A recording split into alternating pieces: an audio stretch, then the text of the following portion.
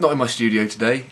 I just thought I'd pose in front of my bookcase because I'm going to read you a story that I apparently wrote when I was 6 that my mum found just today. Here is me with this gigantic bear at 6, and you can see that the story is called Sebastian and the Monster by Joseph Clark. "That will be £10, said the lady in the shop. Tom ran home.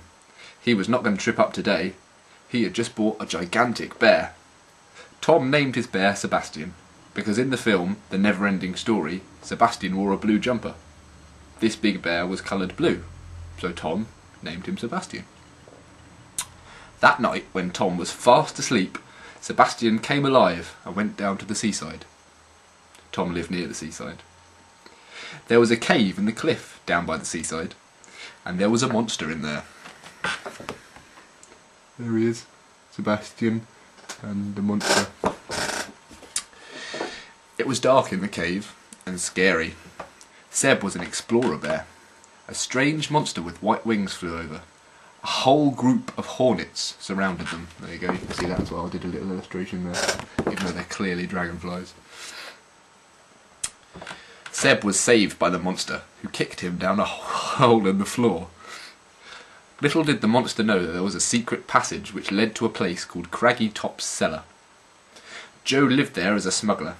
Every Wednesday night, Joe went to an island called the Island of Gloom, and there was a whole pack of businessmen there.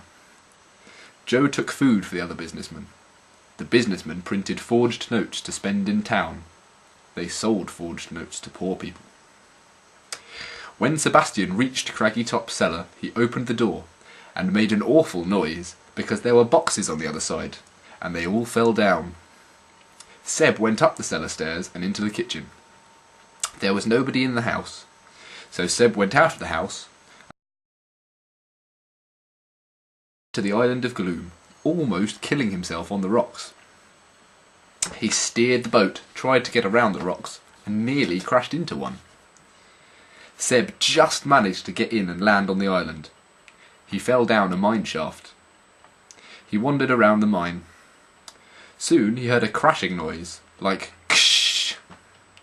Eventually he realised that it was a printing machine. He realised it because he saw it.